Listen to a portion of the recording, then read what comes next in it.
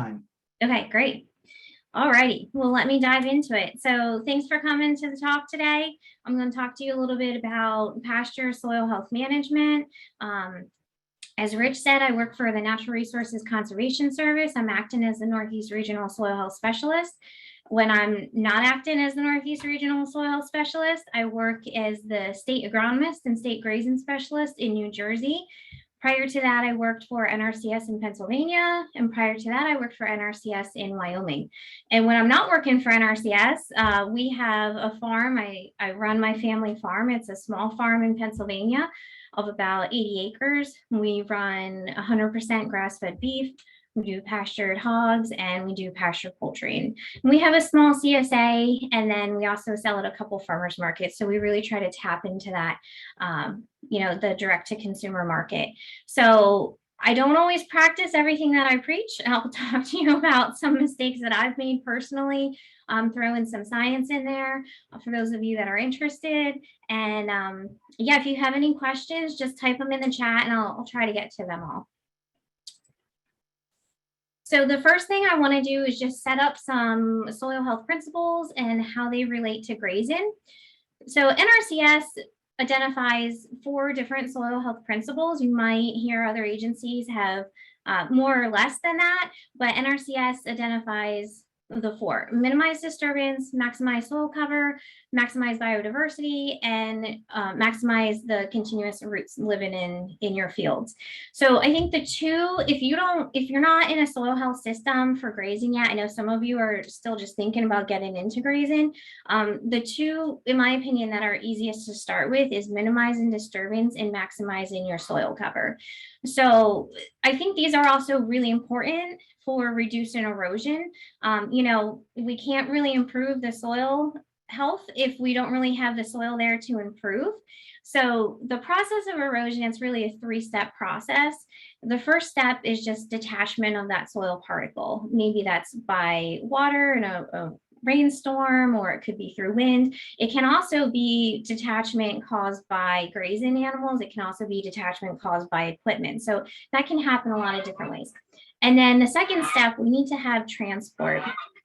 So that could be, only a foot, or it could be 100 feet, that transport. And then the last step of erosion is the deposition. So you might see this if you have a fence at the bottom of a field. That fence over time might be getting a little bit shorter. You're wondering why you built that that fence so short. It's probably because you have erosion coming down and it's building up on that side of the fence. So your fence gets a little bit shorter. If we have a stream at the end of that hill, then that becomes sedimentation, and that obviously is not good either. So minimizing disturbance in the grazing system, we're really talking about, I'm trying not to overgraze those systems. If you are using a lot of annuals, I saw some of you are using annuals. That's great. I love annuals in grazing systems. Maybe try, whenever you're establishing those annuals, try using some reduced till or no-till methods of planting. If you do need to disturb the soil quite a bit, something that we can do to mitigate for disturbance and leads into the next one, maximize soil cover, is to plant a quick growing nurse crop in there. Oats is really good to do for that, because a lot of times our desirables, they might take a little bit longer to germinate and establish than something like an oats would. But if we want that quick cover, we can easily add that in there. And again, minimizing your tillage, maximizing your soil cover, not overgrazing, so we have a good canopy all the time. Those are simple things that we can do with management if you already have the equipment to do that. Maximizing the living root. So this one's also very important if you're using a lot of perennials. This is pretty easy because we have our perennials that we have out there all throughout wintertime. I know on our farm, we were renovating a pasture. So we have a pasture out there right now. It was scheduled to get perennials planted in the fall, and that didn't get done. We didn't get to it. There was other priorities on the farm. So right now we just have a pasture out there that has nothing growing in it, and that's not ideal. It's not, we'll plant annuals in the spring. I don't like planting perennials in the spring where I'm from, just because the weed pressure is a little bit too high. But that's definitely not an ideal situation. Our animals are out there right now grazing off cowpea and millet stubble that they had grazed off in the summertime, but we really don't have anything growing or even dormant out there right now. So if we can avoid that from happening, we'll be pretty good in that realm as well. Now, maximizing biodiversity. Once you have a soil health system in place, I think maximizing your biodiversity is one of the most important things that we can do to really kick your soil health system up into another gear. And I'm going to be talking a lot about maximizing biodiversity at the end of the presentation here, or towards the end of the presentation. So I just wanted to go over real quick, what are we talking about? I didn't see anybody say that you're grazing off corn stubble, so I won't talk about that too much, but I do want to try to hit on all different types of grazing systems through this presentation. And some examples, though, of what we're talking about with integrating all these 4 soil health principles. If we look at this top photo, the top left photo over here, we've got corn stubble in there. We have a cover crop coming up, whether it was interseeded in the beginning of the season, flown on at the end of the season. So we have diversity. We have something covering the ground. We've got diversity again because the animals are there. Hopefully it's in a minimum till or reduced till system, so we're minimizing disturbance there on that one. I'll skip over the next one since nobody's doing just grazing off cropland, but and adding animals to cropland is a really great way. If you have neighbors, if you're thinking about grazing, it's a great way to get your animals fed through winter time. It's a great way to improve soil if you've got a neighbor that does corn. So grazing our perennials and our perennial pastures and our hay ground is obviously probably some of the most predominant types of grazing that we have. And we'll talk about those a little bit more as well. I think I was happy to see so many say that they graze off their hay fields, because I'll talk in just a little bit, but you can definitely get a bump in production by grazing off your hay field. So we'll talk about that a bit. I'm glad to see you guys are doing that. Good job. And then the last photo here in the bottom left, we're talking there about more of that annual grazing. Somebody had to talk about annuals yesterday, so hopefully you tuned into that one. But I really love putting annuals in a system, help to renovate pastures, or if you just have annual pastures, we can really maximize our biodiversity by adding different forages in, which we can add different grazing species in. We have a living root. We can plan to have that living root throughout the winter time. Hopefully we're using minimum till or no till to get those established, so we're minimizing disturbance. And obviously, if we're not overgrazing, we're going to have pretty good soil cover on these annual systems. So this is a slide here. It deals with corn, grazing off corn and cover crop, but it's transferable to some other systems as well. But over here on the left-hand side, we're really talking about a monoculture, not a lot of diversity in this system, really only one cash revenue. And then when we start shifting more to the right, we can see where we get a little bit more diversity in the system. And, the more diversity we have, especially in the roots, the more infiltration we're going to have. There's different micropopulations that like one type of plant over another. So the more types of plants we can get in the system, the more diverse our populations will be. And then obviously over here on the right would be the ideal situation, is that we've got multiple cash revenues coming off of our fields. We've got lots of diversity in the plants. We got diversity in our animals. When that's all going to affect the root structures, the infiltration, how much water we're getting through that soil profile, how much air is in that soil profile, which is really important to a lot of our microbes. So that's a quick overview on the soil health principles. I want you to kind of keep those in mind and think about maybe some principles that you're already doing, some principles that you might be lacking on a little bit, and we'll talk about how you can improve those. And like I said, for those of you that are thinking about grazing, maybe start thinking about how you're going to integrate these into your system eventually. So I'm going to talk about some grazing strategies. And again, when I go over these, I'd like you to try to identify which grazing strategy you're using, and if you think that one's the most appropriate to you, or if you'd like to shift to a different grazing strategy over time. So the first grazing strategy that I'm going to talk about is continuous grazing. I think folks pretty much know continuous grazing, just having one or two big pastures, you're not really moving those animals around a lot. You know, maybe they're in a pasture every 2 or 3 months and then you move them. And then rotational grazing is definitely a step up from our continuous grazing.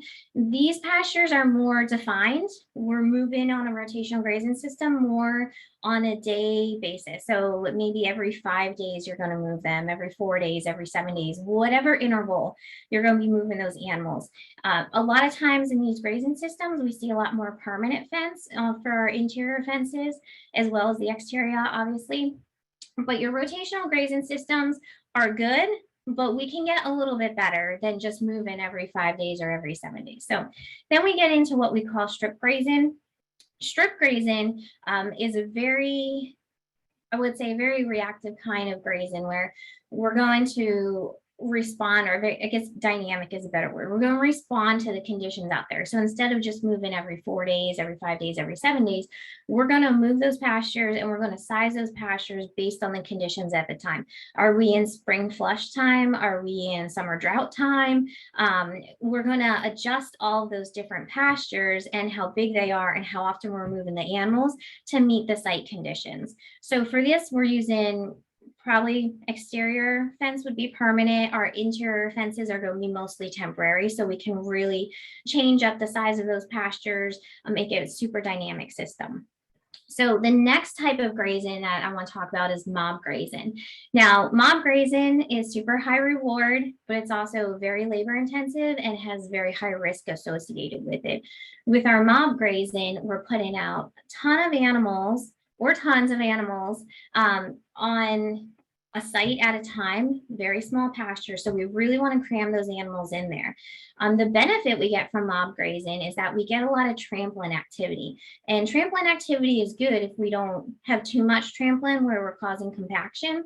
But what happens when we get these materials trampled into the ground a little bit more is that you get a really great connection between the material and the soil and the microbes in the soil, most importantly. So you get a lot of trampling going on. You also get really great manure distribution because you have so many animals in a small space. Now, these areas, though, you only graze them once or twice a year because you hit them pretty hard when you hit them. Something that can go wrong very quickly is you can have compaction happen, especially when it's wet. So that's why I say it's really high risk with that compaction. But you also get some competition within individuals in the herd also, where those individuals they know when they go into a new area, they just really put their heads down and eat. Whereas if somebody's going into an area, you know, they know they're in there for 5 days, the animals kind of adjust to how long they're being moved, and they'll actually change their grazing behavior based on that. So you get individual herd competition, which can up your production overall. Like I said, it's super labor intensive. You're talking about at least once a day moves. There are some people that do mob grazing, they move every hour of the day or every 2 hours of the day. Most of the time, I'd say more doable is maybe twice a day, once a day, but very labor intensive, but super high reward. Okay, two other systems that are pretty similar is we have creep grazing and we have forward grazing. So in a creep grazing system, and it can be as fancy or as simple as you want. The idea of this is that your young stock move to a pasture ahead of your old stock, so they get the most palatable, the most nutritious forages out there first, and then the old stock kind of come in and clean it up. So like I said, it can be as fancy or as simple as you want. This middle picture here is just showing some pigtail fences. It's tall enough for the calves to go under, but not tall enough for the cows to go under. Something else, if you've got more permanent fences or like woven wire or something like that, is you can put in these creep gates. And so these creep gates can be simple, they can be fancy. You can buy them for a lot of money. You can make them out of a picket fence that you take some of the pickets off. You can make them out of, if you have like an old iron headboard with the uprights in there, you can make it out of that. My dad one time trash picked like a bike rack. We use that as a creep gate. So really you can use any materials they have laying around to make these. And then forward grazing here, Forward grazing is very similar to creep grazing, where the animals that have the highest nutritional need are going to go in the pasture first. The difference is they don't go back and forth. So this doesn't have to necessarily be young stock. If you have animals, depending on where they are in their gestation, that have higher nutritional value, or if you're grazing different species of animals, you might want to put one ahead of the other. So one of the things, and this is why mob grazing is so beneficial, and we can do an entire day's training on nutrient management and grazing pastures, but I wanted to throw this in here because there is an overall goal when you're grazing that you want to get to 1 pile of manure per square yard. That's our ultimate nutrient distribution within pastures. So if we're in a continuous grazing system, we're going to take 27 years on average to get to that goal. If you're grazing or moving every 2 days, it's going to take you about 2 years to get to your goal. So not only do you cut down from 27 years to 2 years, but you're meeting that goal 13 times over by the time that you would have met it if you were in a continuous grazing system. I think most folks are probably in this 4-day range. You're going to be hitting your goal between 4 and 5 days. So bale grazing. This is something that's coming out. Again, you can do an entire talk on just bale grazing. We don't do it at my farm because it kind of scares me. I want to be more confident that I know how to do it before I start doing bale grazing. But the idea with bale grazing is that instead of bringing your animals in the wintertime, you're going to put them out where those forages are. Maybe you take those hay bales and you take them from your hay field and you put them in your pasture because you already have fences established and waters and things like that. The real goal for bale grazing would be to actually graze your hay fields off, because 75 to 90% of what the animals eat, those nutrients, are going to come out the back end. So it makes sense to redeposit those nutrients right where they were harvested out of the ground, right? And that's where, in your hay fields, that's where your hay is harvested. So something else you can think about, if you want to give it a try, go ahead and try bale grazing. Okay. So I want to talk to you about utilization rates a little bit and why animals, the longer they're in an area, why our utilization of those pastures will decrease. So I've heard a couple different numbers. People say 4 to 10 days, 10 to 14 days.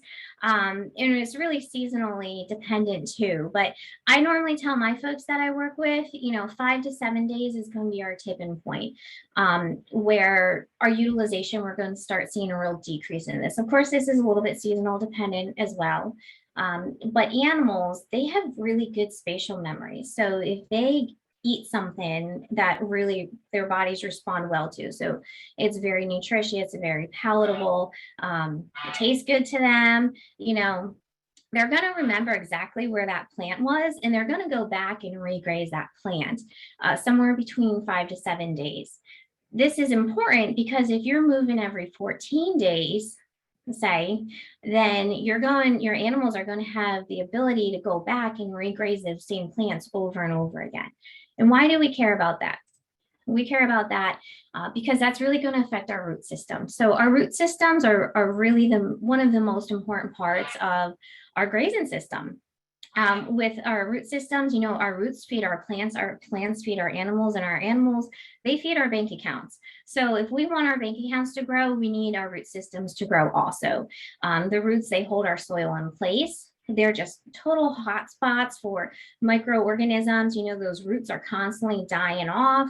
That dead material gets left off, it gets decomposed. And the more microorganisms that we have in the system, the faster the cycling happens, and faster other materials on the ground get cycled as well. It helps keep those pore spaces open for water, for air, for infiltration to occur. So we really, really want to make sure that we're talking about root management, or at least we're thinking root management when we're thinking pasture management. So I'm sure you've heard the take half, leave half principle. And this is a really good diagram over here on the left that I like, that shows, if we take 50% of that plant, we're not really affecting the root growth at all. Like, those roots are going to still grow if we take 50% of that plant. Now, if we take 70% of that plant, those roots are going to stop growing 50%. So only half of our roots are going to continue to grow or to function for about 17 days, so about 2.5 weeks. Now, if we graze that down 90% of the time, then we're going to have a complete stoppage of the growth of those roots for about 2.5 weeks. So if we have an animal out in our pasture and we allow them to go back and graze that plant after we've taken 50% off, say again, we use that 2-week example, they go back and they regraze that same plant. Maybe we're down to 70%. And then they go back and regraze that same plant again, and we're down to 90%. And we've just essentially killed that plant. If we are grazing horses, they'll probably pluck that right out of the ground, and then it's gone. So we just need to make sure that we're thinking about these principles when we're grazing, because we're not going to be able to increase our soil health at all if we're not thinking about root management. So, I talked about taking too much, but I also want to talk about taking too little. So I'm sure you all have seen this chart.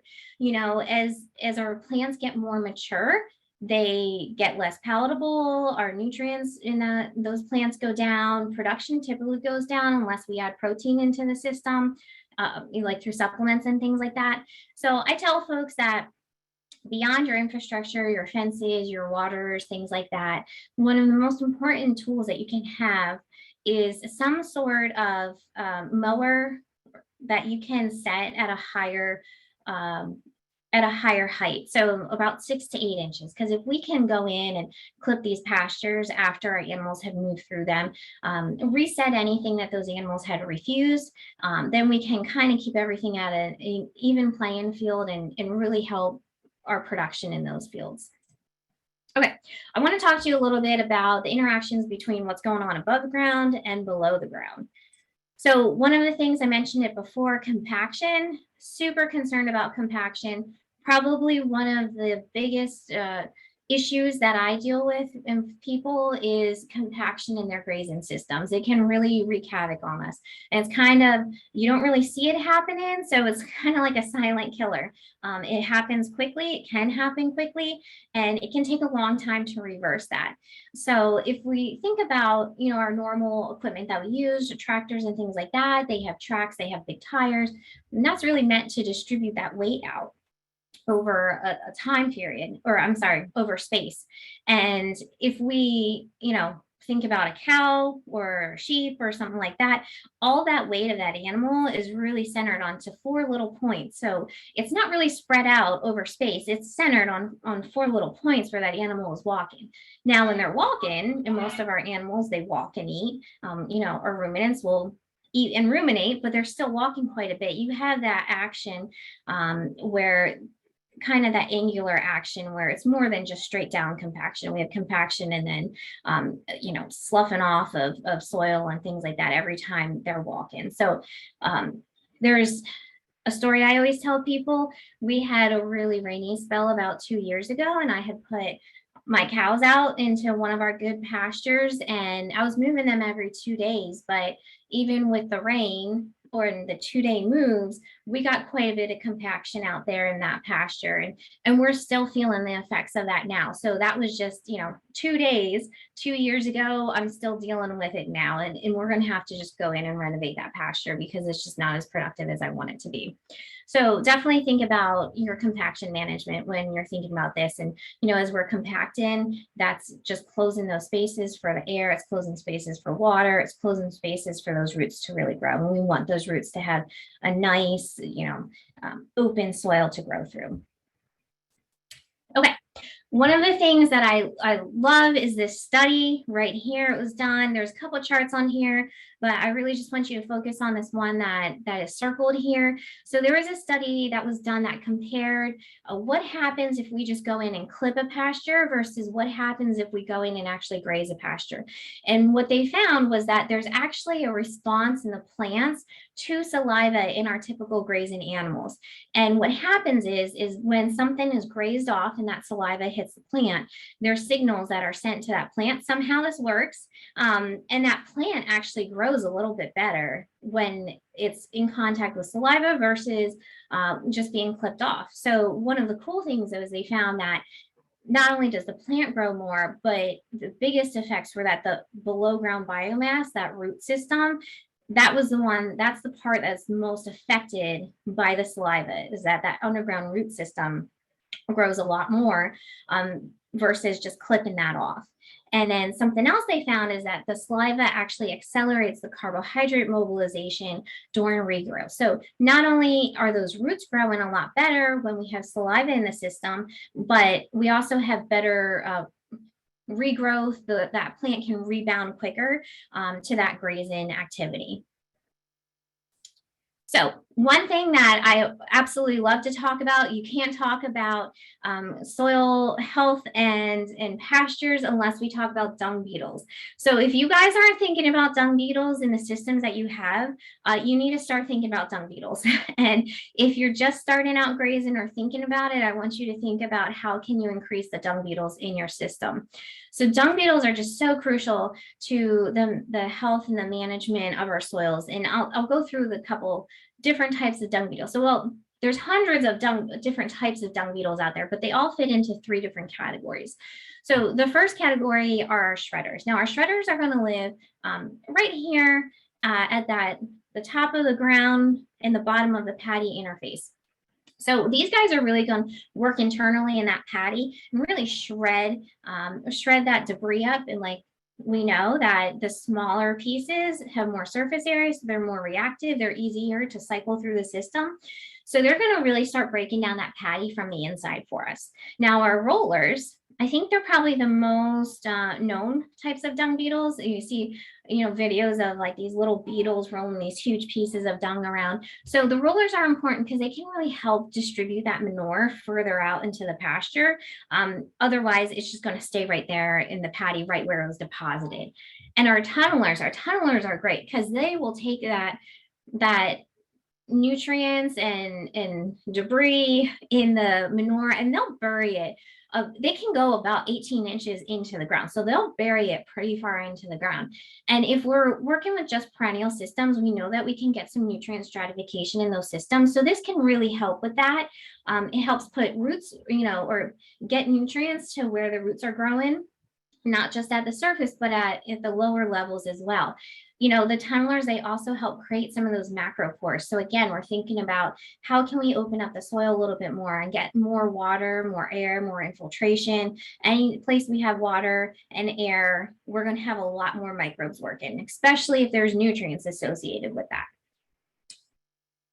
So you might think, okay, well, that's great, but how's that going to help my pocketbook, right? So I thought the same thing when I heard about this about 4 years ago. I'm like, yeah, I love it, but financially, how's it going to help me? So you have a manure distribution. We had already talked about that, but this picture here is from Oklahoma, but it's transferable to the eastern part of the country. So if you have a pasture that isn't fertilized as well as it should be, or maybe even if you do have a well-fertilized pasture, you'll see wherever those animals deposited manure, they're going to avoid those areas, right? They're not going to go back and eat areas where there might be like parasites and things like that. They're just built to or wired to avoid those areas. So if you take all of those areas in your field and mentally just go out, look where all those areas of refusal are, and you take them and you put them all together, how big of an area do you now have that's not being utilized, right? So for me, that was quite a bit at our farm. And so when we started working with dung beetle management and really trying to improve our dung beetles, we were able actually to up our stocking rates a little bit because we had so much less refusal than we did before. So we're getting more forages that we're actually using out of those pastures. Something else that's a big benefit if you're worried about flies or parasites, a lot of our flies and parasites, they need those paddies for some part of their life cycle. If that paddy is not there or it's broken down very quickly, then that's going to hurt our parasite and our fly populations. And you might say, okay, this is great, but how do I improve dung beetles? So what you can do, higher intensity grazing, obviously, the more paddies you can get in an area, the better it is going to be for those dung beetles because they're going to have more food in one area. Our dewormers are probably the most important thing to think about. There's very few dewormers that are dung beetle friendly. Moxidectin, Sidectin would be the name that you see on the shelf. They are dung beetle friendly. A lot of our other ones are not, but you don't want to use sidectin over and over and over again. So something that we do at our farm is if we have to deworm in the spring, in the summer, in the early fall, we'll use sidectin, but we'll use another dewormer in the winter or yeah, I guess late fall or winter where the dung beetles aren't as active. So that way we're just not affecting those dung beetles as much, but we're not using the same dewormers over and over. Okay, I want to talk to you about maximizing our biodiversity. Like I said, this one is so important and for so many different reasons, and we're going to talk about it.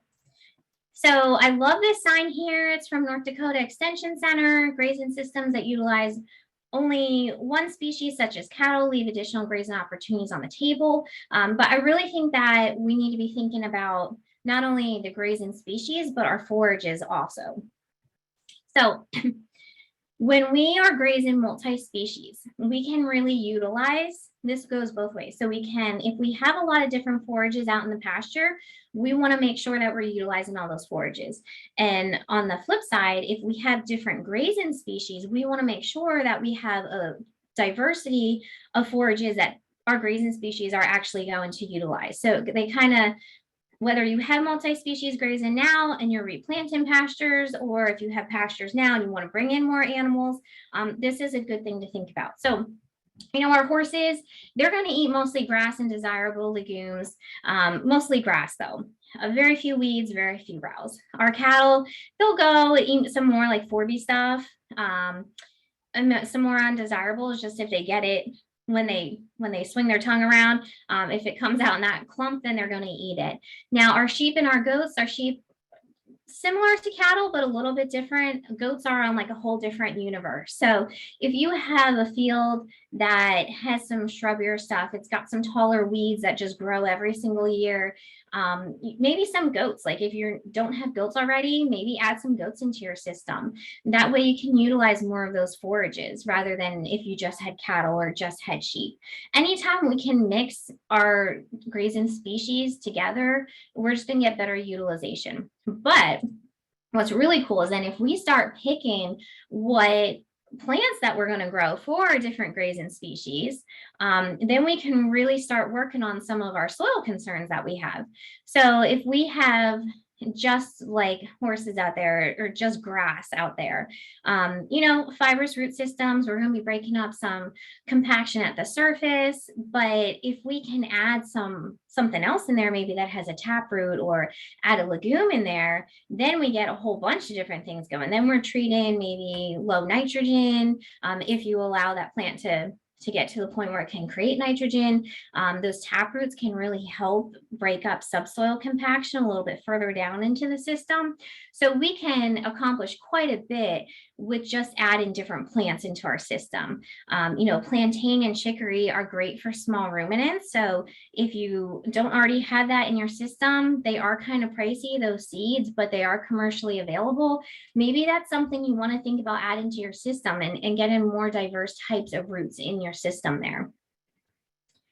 Okay, so now growing seasons, obviously, if you're in the perennial arena, then this is going to be a little bit harder to do. But anytime that we can get more diversity in our growing seasons, again, we want to maximize that living root all year long.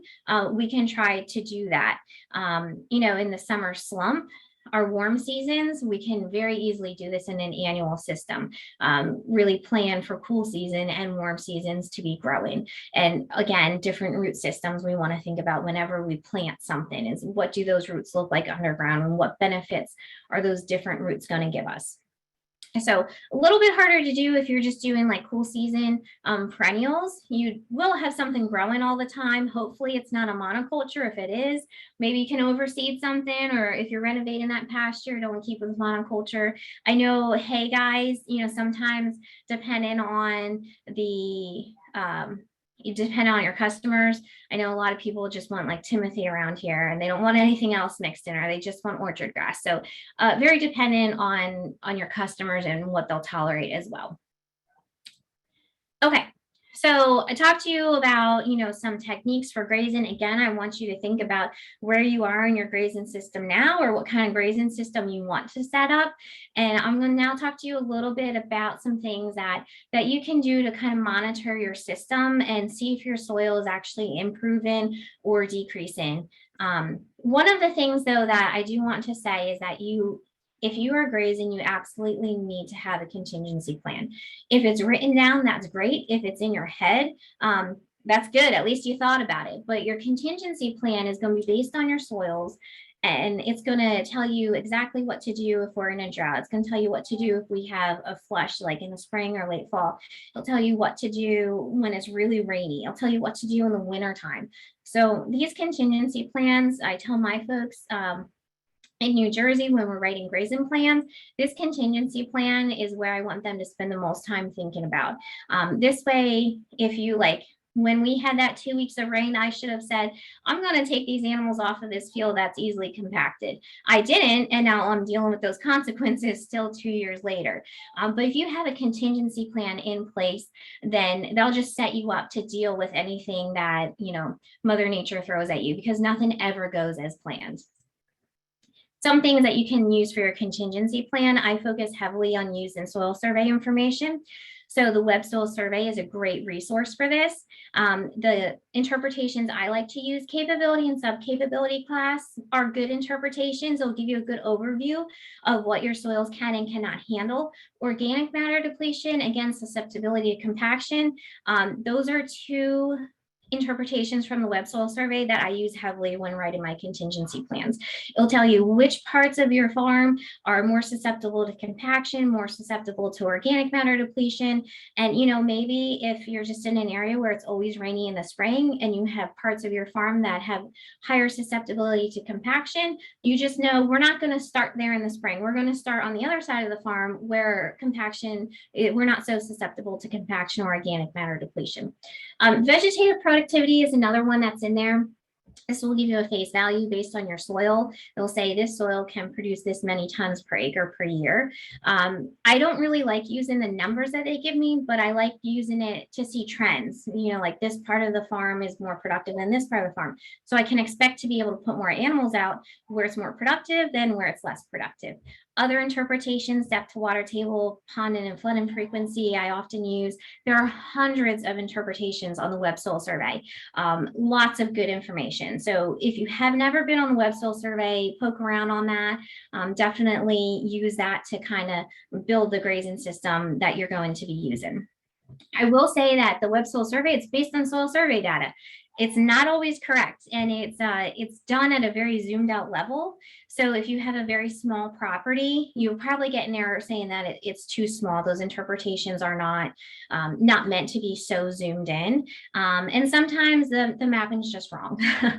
Soil scientists aren't perfect. So if it doesn't match up with the characteristics that on your farm at all, you're probably not going crazy. It's probably just mapped a little bit incorrectly, or there's some weird soil inclusion or something in there that wasn't accounted for. Okay, so monitoring. I really think that if you have a system in place, or even if you're going into a system, you're going to have to monitor. And I really think that we need to monitor our animals, our plants, and our soils to really get a comprehensive picture of where we are right now versus where we want to be, and to be able to track, is our soil health declining or is it increasing? And we really should be monitoring our animals, our plants, and our soils in order to get that good comprehensive picture. So something that's easy to do to monitor your animals: body condition scores. And you'll get this presentation when I'm done, and there's hot links in the presentation. So if you want to click on any of these resources, just click on them in the presentation and they'll be available to you.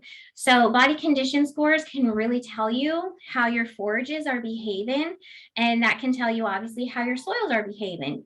Again, there's going to be some seasonal flex in there, but what I do is I have a Polaroid camera, and I go out during the grazing season, and every month I take a picture of my animals, every individual, and I have a little book, and in that book everybody has a page or 2 or 3, and I take that picture and I stick it in that book. And if I see over time that the entire herd, they start, if their body condition scores start going down, that lets me know something's going on out there. They're not, maybe those fields aren't as productive as I thought. They're not getting the minerals they need. Something's going on that I need to check into that. And if you see just one individual that's not doing well, then that's a key. Maybe you need to like deworm. Maybe there's something else health-wise going on with that individual. So body condition scores, keeping track of those are really important. Something else that we can do for our plants. This is a very NRCS centric tool, but it's pretty easy to use. It's a guide to pasture condition scoring. So you can look at that. You can use, there's a bunch of different indicators. You can use one or all of them. If you have problems, talk to your NRCS office. They'll be able to help you walk through this. Something else we can do, which we should be doing anyways, is record keeping. So keeping track of our turn-in heights, keeping track of our turnout heights. We can use grazing sticks to do this. This will really help us find trends where maybe we see that a field is rebounding. Maybe it's taken like on average like 4 more days than normal to rebound year from year. Then we definitely know there's something going on in our soils or in that plant population where it's just not rebounding well enough. Hopefully you start seeing that those plants actually, those plants rebound quicker, and that's going to give you a good indication that your soils are improving and thus being able to get those plants to regrow a little bit quicker.